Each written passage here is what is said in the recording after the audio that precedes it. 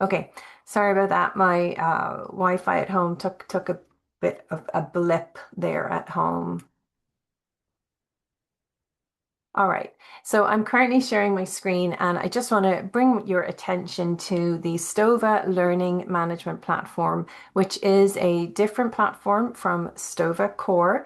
And if you don't have a login to this particular platform, please do email training@stova.io and we'll get you right in here.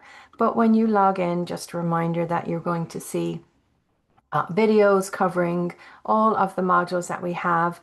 And if you're brand new to the platform, go ahead and start with our introduction curriculum here, which gives you an overview of the entire platform. So again, should you need a login to our LMS, please email training@stova.io. And this is the foyer that you just logged into here to join this Zoom, and you joined this Zoom room. But I just want to bring your attention that we do have the previous dates of all of these sessions that we're running every month. And you can toggle through these dates and you can watch the previous recordings of earlier sessions. So do keep an eye on those.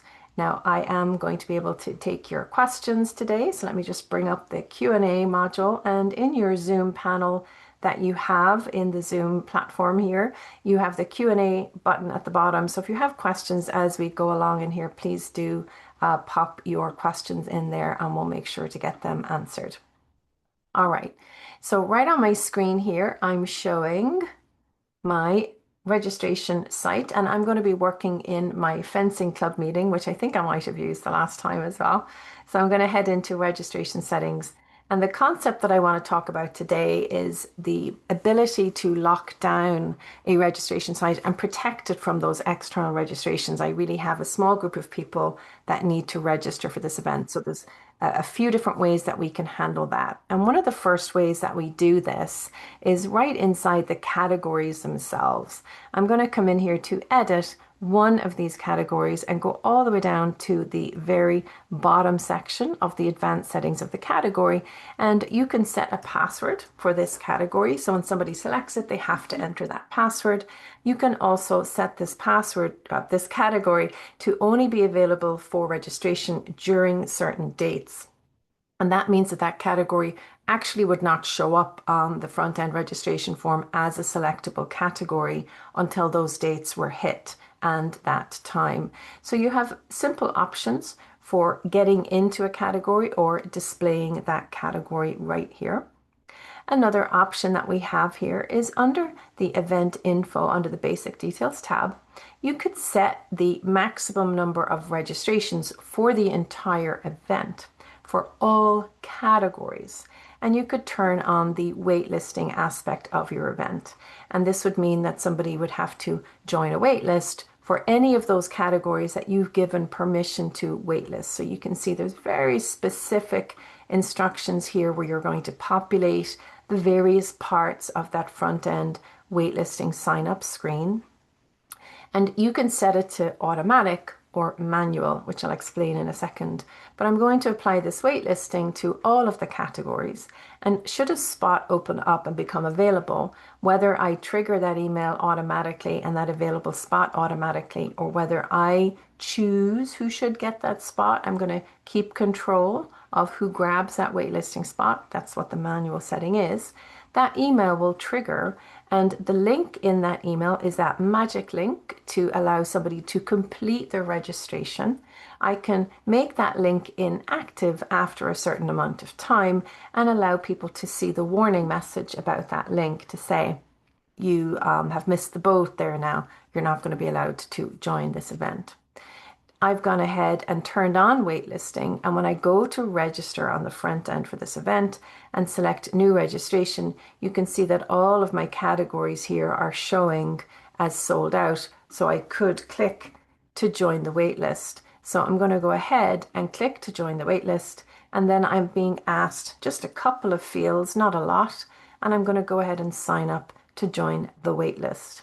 Now with waitlisting, if it's automatic or if it's manual, when you head over to reports and functions, you're going to be able to keep an eye on that waitlisting report and see who's on the waitlist. I can move them around. So I'm going to give this person priority over the top person. Now, I have it set to automatic. So if a spot opened up, the invitations would automatically send. So I'm going to head over to registration settings, and I'm going to increase the number of available spots that we have. I can't remember how many registrations I have in here, but once I've opened up a couple of those spots, those invitations would start pushing out because I set it up to be manual. Now, when I turn on waitlisting for the first time, I actually have to wake up the emails as well. They don't automatically appear, and these are automatically triggered emails. Remember, my triggered emails are titled correctly per their trigger. This is the triggered email when somebody registers. This is the triggered email when somebody cancels. So I've added the triggered email for waitlist confirmation.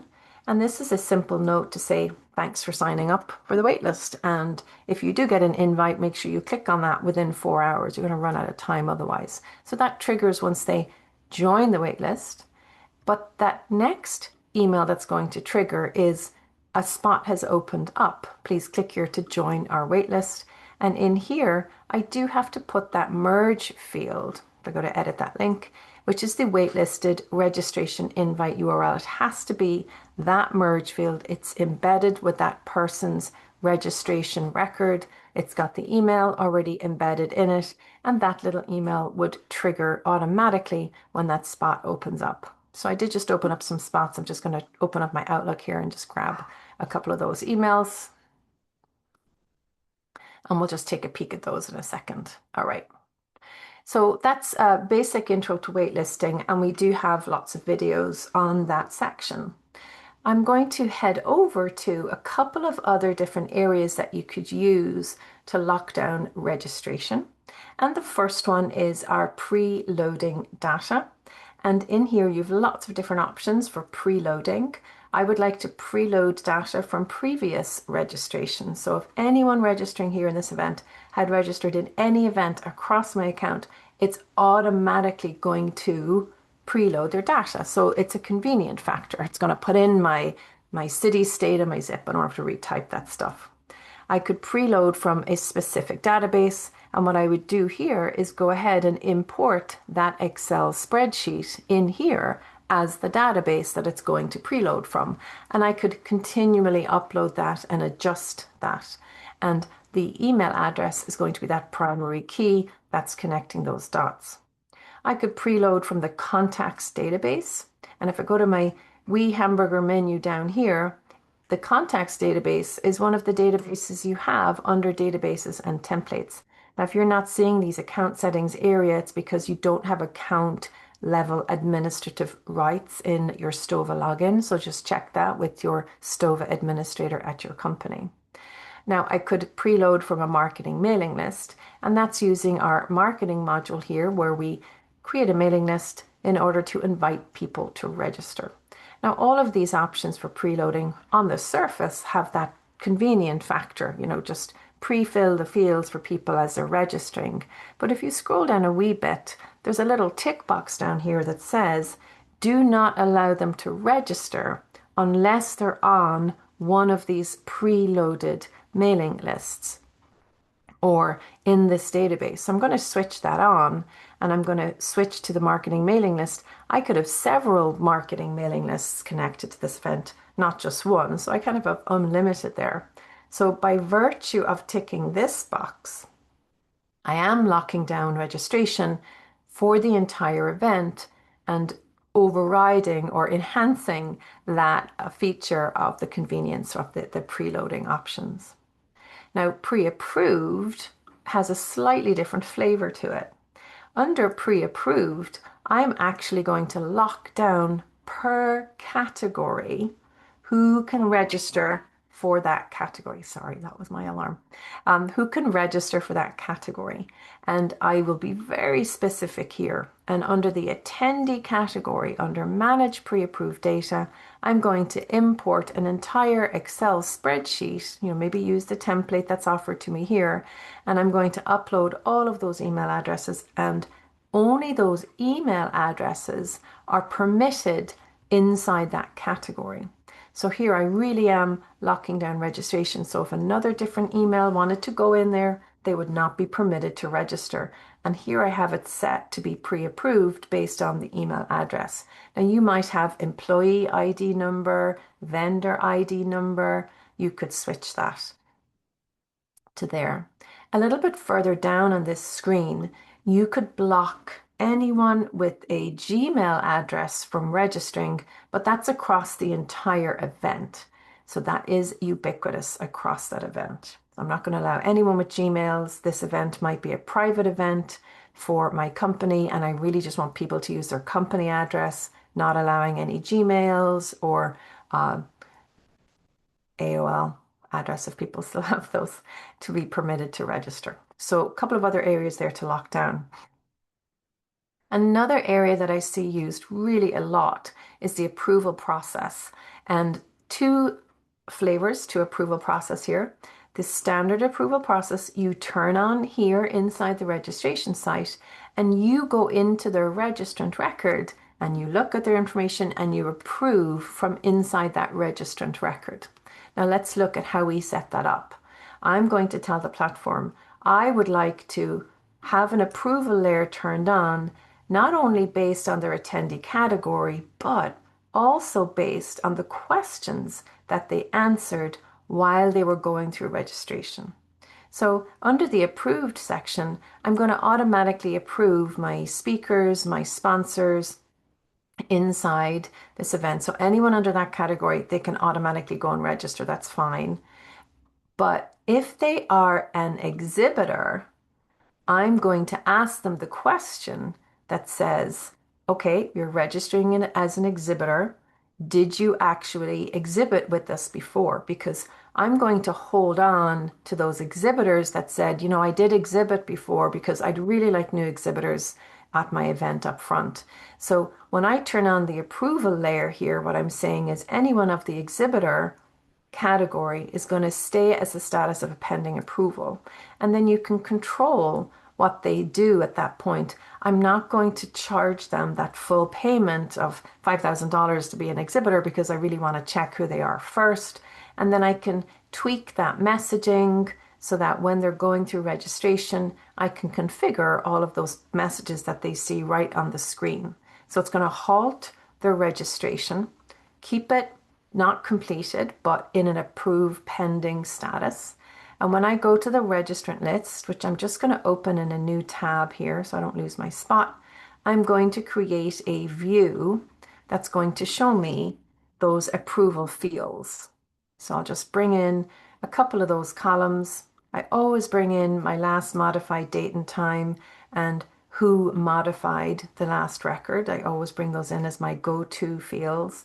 And I'll bring in whatever attendee information questions I need. And all the way down at the bottom, I'll bring in these approval fields as well. So this is where I'm going to be looking at these exhibitors. I'll open up this exhibitor and I'll have to edit their status because I want to, instead of them being pending approval, I'm going to go ahead and approve this vendor. So that exhibitor has been approved. Now they're going to get that email that's going to say, great, you've been approved to register for this event. Please go in here and complete your payment. So you could use the approval process, pre-approved, preload, and approval. We also have under the, whoops-a-daisy, under the approval process, we have the managed approval process, and that's slightly different. This is where you actually might have other people outside of the people who use Stova who need to look at that entire record and decide, is that person permitted to come? So if you could imagine sending the invitation to an education department of a college, and the college is only going to approve assistant and full-time professors, not adjunct professors, to come to this event. Well, you don't know who all of those people are.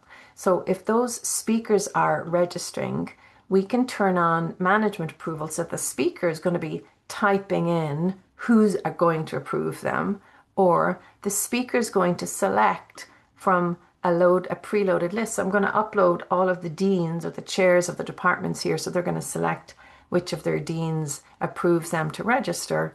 Or it's a combination of both. Maybe I'm not sure if I have that entire list of deans, I'll allow that option in.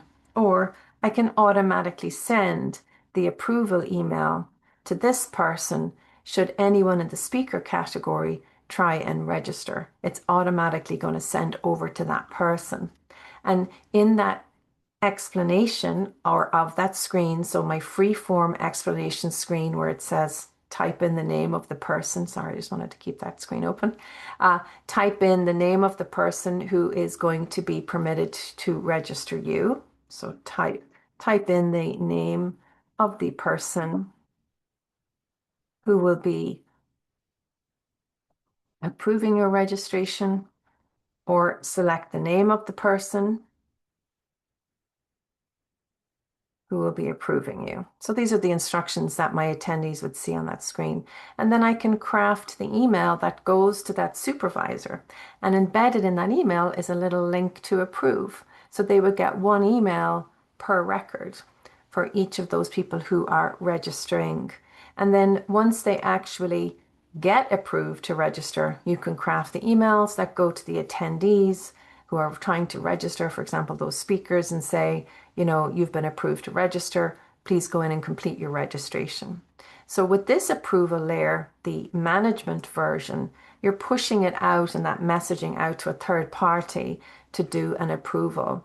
And they do get, as I said, one email per line of registration, but you could set up a custom report and send that custom report link to that external person, and it would list in a PDF all of the list of names of people with the little approve button right beside it, and they could click on that custom report and do it all in one go. So let me set up an approval custom report for that department chair. I'm going to bring in the details of the people who are trying to register, as well as those management approval fields. You see all of those management approval fields in there.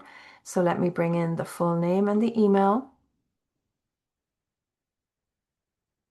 We'll open this as a PDF, and you'll see that down the right-hand side, they're going to have that approval link for each of those names. It would list first name, last name, email, and then I would just click on the approval button itself that said, go ahead and approve this person. So if they have a lot of people to approve, you might want to set up that custom report that automatically does it for them, rather than getting one email per single line of registration. So I'm not sure if you've had to approve registrations like that, but you could certainly use that approval method. Now, inside that marketing email, when we're setting up that mailing list to preload that mailing list, let me pop into the mailing lists over here. This is back to that concept of preloading. I'll go ahead and grab one of my fake lists here now, and I'll just connect it to that fencing event. When I add subscribers to this mailing list, if I go and open up one of these subscribers, because I've connected this mailing list into that event, it's automatically going to pick up those categories that are in that event.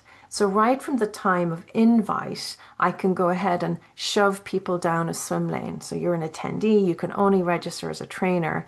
So if you are using a mailing list, you could manage that control right from this point forward, rather than having to go into the pre-approval tab and also upload in there. You could manage it here. Now, the issue with this is if you don't know which of these registrants belongs to which category, then you might not be able to use this particular feature. Now, once you have somebody registered under a certain category, if you are using websites, I'll just touch on this for a quick second. Inside my websites here, I have my fencing website. I may end up adding a certain page of information. So I'm going to add in a new page, and this page is just for exhibitors. So I can tell this particular page to only appear to certain people who are registered for my event. So I'm going to add another little page called exhibitors. And if I scroll down here under password visibility, because I've connected it to an event, I can use the fact that somebody has registered and has that line of registration available in here to lock down the password, so they have to be registered. Or I can give specific user logins and details, and I could add multiple, or just make sure that they're on a mailing list, type in the name of the mailing list, and their email just has to be on the mailing list. So when somebody tries to navigate this actual little page, I could lock it down and password protect the information that's on this page per their actual registration or being present on a mailing list. So you have that option per page, but you also have that option for the entire website. So if you're trying to lock down information that's on a website as well, you could password protect the entire website with those same 3 parameters, or you could password protect 1 or 2 couple of pages. Let me head back to my registration site. I'm just going to check my to-do list of everything I wanted to show you. Okay, so I'm going to head back into my registration site and bring your attention to the registrant rules. So there's a big area in here where you can block people from registering, and it's tucked all the way down at the bottom. It might be an area you just have not scrolled down far enough to see. And what you could do here is upload a list of email addresses at the account level. So across your entire account, if they're on this account level block list, they cannot register for any event. So I'm going to add a new list at the account level, or I could add a list that's just for this event. So this is the block list. So this is anyone from, I don't know, my competitors' emails. They're not allowed to register for this event. So I can go ahead and import in bulk a list of competitors' emails. I do not want them to register. Now, I could also put in a little list that's an exception to that ginormous competitor email list. So this is except Scott and Sean from my competitors list. So I'm blocking everybody from Stova except these few people. So you can see that they're now kind of parallel to each other. So I'm blocking these folks except for these folks. And should they be blocked, what is that error message you want them to see when they're being blocked? So I actually met with a client last week who had issues. They couldn't register for an event, and it was because they added themselves accidentally to a block list. They thought this functionality was something else, but it's just to block you from registering entirely.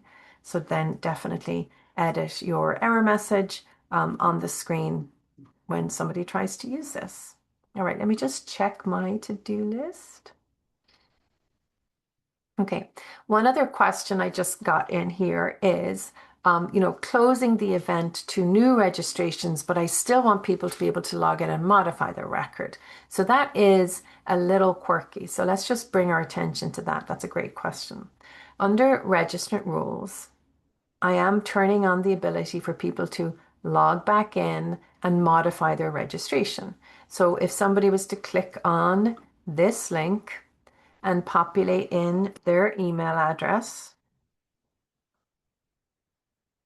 and populate in their password, they would be able to go through and modify their registration. And I can also give them the ability to cancel that registration. Grand. So we've turned on modification. I'm allowing people to modify their session selections or their options. That's all great stuff. Now, if I go to the basic details and if I close this event and click on save and stay, that modification link does not work. So I've got to keep my event live to keep that modification link working. However, I don't want to grab new registrations because this link here is still accepting new registrations in theory when my event is live. So what you could do is go into your registrant list, see how many are registered, and pop that limit in here. So that's going to prevent new registrations coming in, but it's not going to close down that modification link. So I'm blocking new regs, but I'm still permitting people to modify their registration. So that's a trick for that. I was just on with a client this morning who said that they turn off new registrations like 2 months before their event, but on site they get last minute registrations and they do need to make sure that they are approved. So what I would do for that is add in a category for that, last minute registration. So on those on-site last minute people that show up that haven't registered. And for this urgent last minute category, I really don't need them to see a ton of questions. I just want them to put in first name, last name, and email address. So I'm going to quickly look through all of the questions that I have in my site and clean up that registration flow. I love that we have that little button here to quickly look at the flow for this new category registration. And I'll make this one visible during my online dates, and I'll turn off the visibility of all of those other ones. So nobody's going to see those other categories because I'll switch the dates of those, lock those down for the date that you're blocking registration from that point on, and then just keep my last minute on-site registration category visible. So there's a couple of ways that I would tackle that question. Okay, I think I answered that during the session. Okay, so that concludes what I wanted to cover today. We're right at the half an hour mark. Sorry, I kept you a little bit late, but I wanted to show you in a couple of weeks, you're going to be able to see our new registration templates that are coming out for you. And under look and feel, under your theme editor, here on the right hand side, you're going to see our modern templates. Now, we're not removing your legacy templates. You could still access them if you want, but we have 5 new templates. This one here is called Bold and Dramatic. Let me change it and I'll go ahead and pick the Vibrant and Sophisticated. So you can see throughout all of these pages, these are all designed different look and feel to them. Let's go and change templates, and I'm going to come in and pick the luxury wellness template. So these are built out for you. Let's go to the agenda page. So this is coming to you in a couple of weeks. We're wrapping up our beta testing with clients and applying their feedback. I have a lot of mad sessions in my event. Let's go and change the template again. So we looked at vibrant and sophisticated. We looked at luxury wellness. This one is a classic professional feel to it for another type of layout. So let's go to the attendee information page or the new registration page. Now if I go to change template again, the 5th one we have for you is that warm and inviting template, slightly different feel. The categories are laid out this way. Attendee information questions, your agenda page, and then I'll have a look at the final template, which I think was the one that was up first, which was the bold and dramatic. Okay. So all of those templates, you can change between those 5 templates. And if you scroll down, you've got the settings, and the layout of these settings is just a little bit more clear to manipulate and to see. You could certainly change these navigation colors that you're seeing throughout. You don't have to keep what we have here. The header layout, you could stack it, you could make that horizontal, you could adjust the padding. So the adjustments and the design, you can see it's just a little bit easier to navigate. And as you toggle down through all of these options, you can adjust the hero banner, the hero height, the hero content area, the image itself. We could adjust the site branding overall. So primary font, secondary font, grab that event logo. All of your CSS reference codes are here. We've got the navigation links, so you could quickly add new links to the top of the page. So they would appear right at the top. So we've got, like, for example, the sitemap here. We can quickly apply new links to the page. And when it comes to page layout, we could have it set to ultra wide or not as wide. You can change the spacing, header spacing, and I do like the ability to tweak the layout of these questions rather easily. So here you can see that the questions are appearing above. You could have that set to inline, or you could have that set to floating. So whatever your preference is there for that. We can apply the footer settings, which are a little bit more different as well, and you can adjust the contact info. What's also built in here is your accessibility checkers as well. So instead of you having to use your Chrome browser or your other browser tools that you have to check accessibility, we've built them right in here. So you're automatically going to check your color contrasting there. We want to have that good contrast for those folks who would have hard vision being able to view a site. And we'll also check that font readability for any kind of accessibility issues. And when you run that accessibility checker, you are going to get notified on what is causing the issue on that registration site. So a nice little tool where we have here on the right hand side 5 new templates for you to choose from, with all of their components being able to be adjusted. So as I said, this new part of the platform is currently in our final stages of beta, with some clients doing that testing for us. We've gotten that feedback and we're applying that feedback. So we're very excited to push this out globally in the next few weeks. So stay tuned, because you'll be hearing some good news about that. So I wanted to show you that before we wrapped up. Let me go ahead and stop sharing my screen. As I mentioned, I did record this session. I'll make it available to you in the foyer of Ask the Trainer. And I think I've gotten to all the questions. If I've missed some, I'll email you back. But thanks a million for joining us. And any questions, please email training@stova.io. Thank you very much. Bye.